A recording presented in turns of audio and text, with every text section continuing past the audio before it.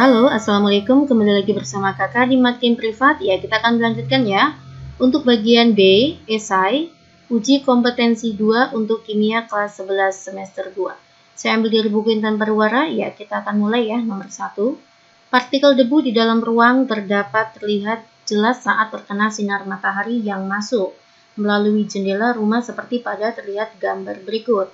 Jelaskan sifat koloid yang berhubungan dengan peristiwa tersebut.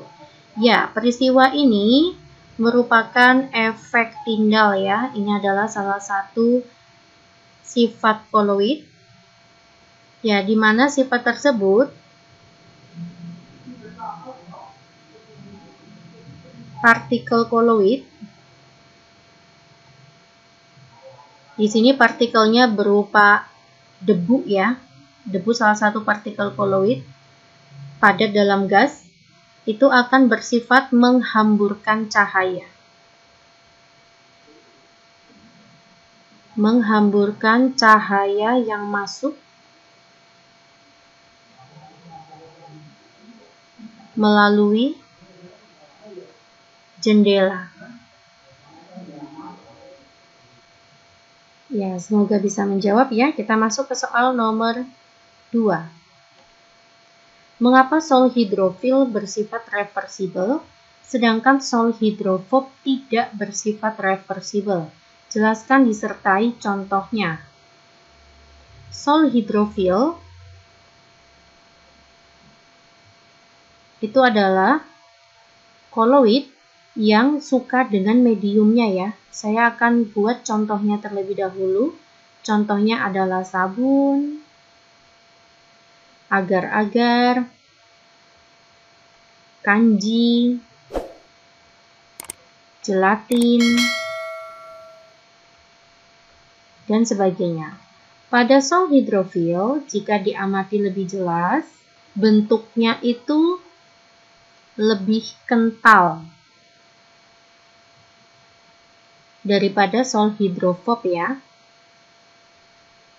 Lalu sol hidrofil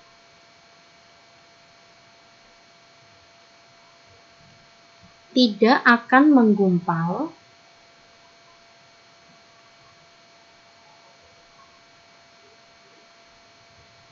pada penambahan sedikit zat elektrolit. Zat berdispersi dari sol hidrofil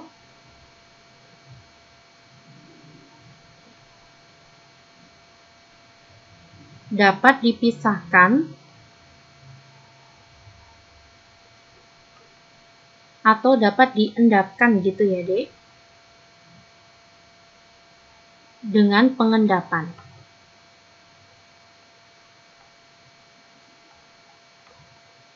Nah, akan tetapi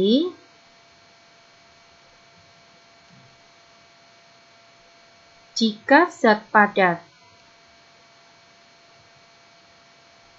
atau sol hidrofil tersebut ya dicampur kembali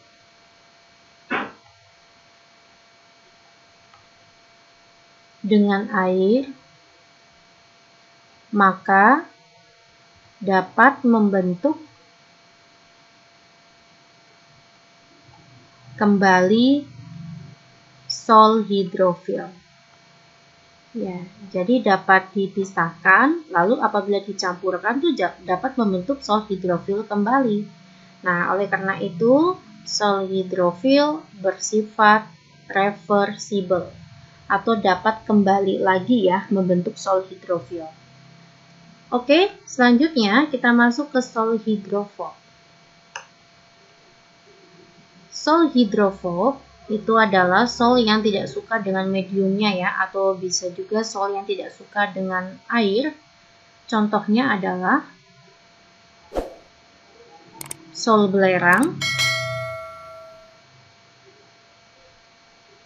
sol FeUH3, dan beberapa sol logam.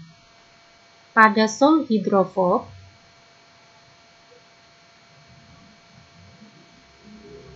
akan terkoagulasi ya dengan penambahan sedikit zat elektrolit. Apabila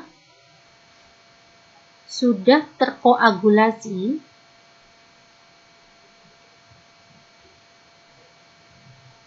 atau sudah terpisahkan ya antara terdispersi dengan mediumnya, maka tidak akan membentuk sol kembali jika dicampur dengan air. Nah, oleh karena ini sol hidrofob itu bersifat irreversible, tidak dapat kembali membentuk sol hidrofob jika sudah dipisahkan ya, walaupun ditambah dengan air kembali. Oke, semoga membantu. Kita masuk ke soal nomor 3. Jika larutan FeCl3 diteteskan ke dalam air mendidih, akan terbentuk sol Fe2O3XH2O yang tidak stabil dan mudah membentuk endapan. Untuk membentuk sol Fe2O3XH2O yang lebih stabil, perlu ditambahkan larutan FeCl3 secara berlebih. Bagaimana pengaruh FeCl3 terhadap kestabilan Fe2O3XH2O? Di sini, FeCl3 itu bertugas sebagai koloid pelindung. Ya, saya akan membahas dulu ya. Untuk sol Fe2O3XH2O merupakan sol yang mudah menyerap ion yang berada pada medium pendispersinya.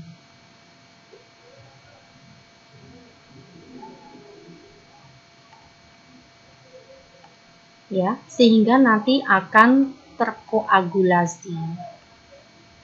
Maka akan menjadi terkoagulasi ya. Atau sol-solnya itu bergabung antara sol satu dengan sol lain, atau menggumpal ya antara sol satu dengan sol lainnya. Nah, karena sifatnya yang mudah menyerap ion dan bisa menghasilkan koagulasi dan bisa membentuk endapan karena terkoagulasi, maka kita butuh penambahan FeCl3 sebagai koloid pelindung, di mana nanti cara kerjanya Fe2O3XH2O akan menyerap Fe3+ di lapisan dalam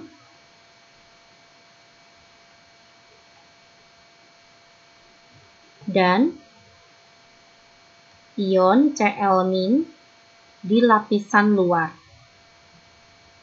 Nah, karena mereka sudah menyerap ion ini dan ion Fe3+ dan Cl-, maka dia tidak akan menyerap ion yang lainnya yang berada di medium pendispersinya, sehingga akan terhindar dari koagulasi.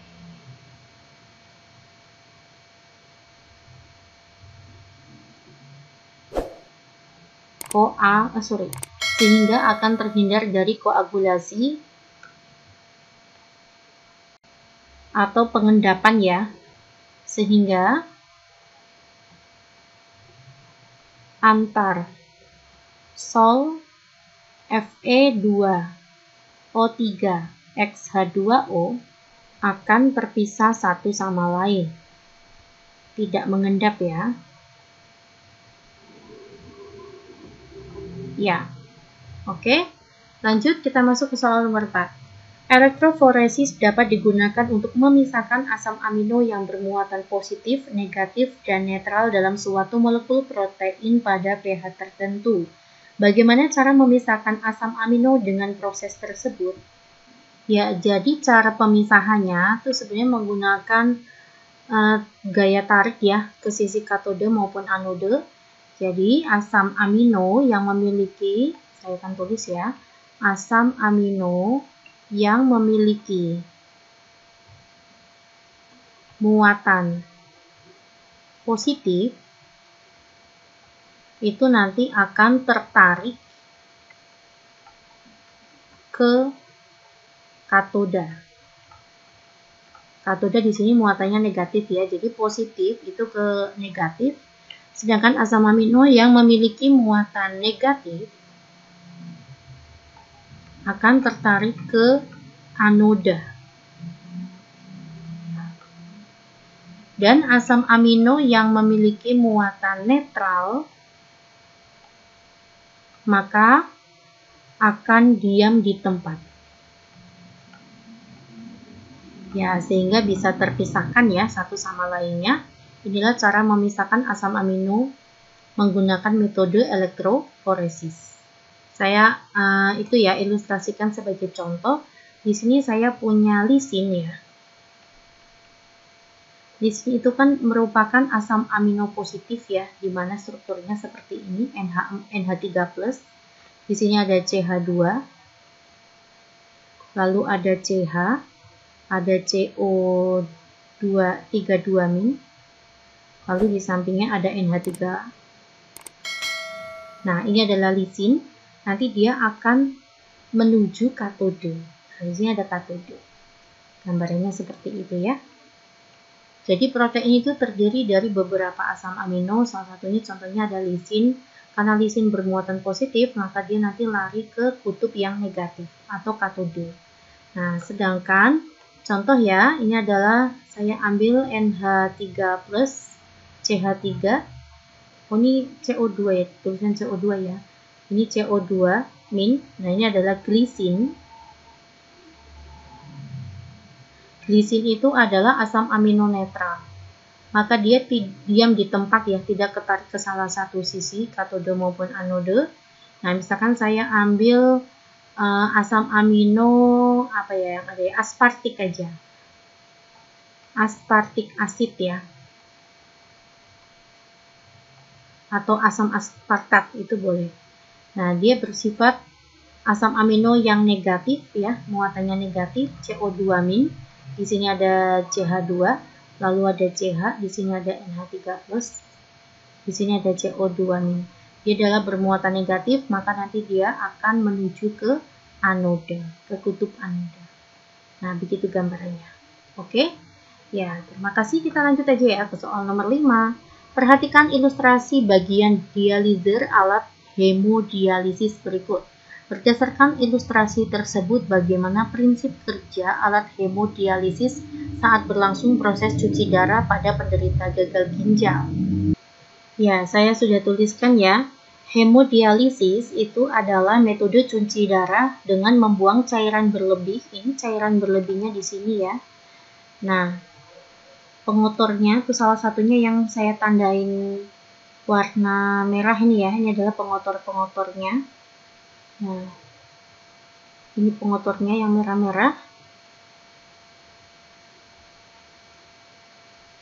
Membuang cairan berlebih atau zat yang berbahaya melalui membran semipermeabel untuk menggantikan fungsi ginjal. Di sini ada membran semipermeabelnya di sini. Ya, salah satu prosesnya adalah difusi ya atau difusi osmosis, di mana proses perpindahan suatu zat terlarut yang disebabkan adanya perbedaan konsentrasi. Ya, di sini partikel air dan ini adalah pengotornya. Di sini ada keping darah. Ini konsentrasinya lebih tinggi. Bagian sini konsentrasinya itu lebih tinggi. Perpindahan konsentrasi zat terlarut dalam darah dan dialisat. Di sini adalah dialisatnya. Perpindahan molekul terjadi dari yang berkonsentrasi tinggi, jadi darah penderita ginjal itu konsentrasinya tinggi, ke yang konsentrasi lebih rendah melalui membran ya, membran semipermeabel. Nah, jadi nanti pengotornya itu akan masuk ke dialisat di sini. Sedikit-sedikit pengotornya nanti akan masuk melalui membran semi-permeabel. Nah, akhirnya kan pengotornya terbawa ke sini ya. Jadi nanti penderita ginjal tersebut pengotornya akan berkurang. Nah, nanti darah yang sudah didialisis menggunakan alat hemodialisis akan menerima darah yang sudah bersih.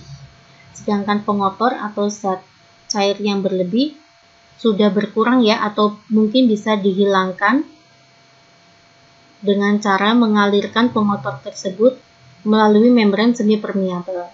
Ya, begitu ilustrasinya ya. Oke, terima kasih perhatiannya, semoga bermanfaat. Assalamualaikum.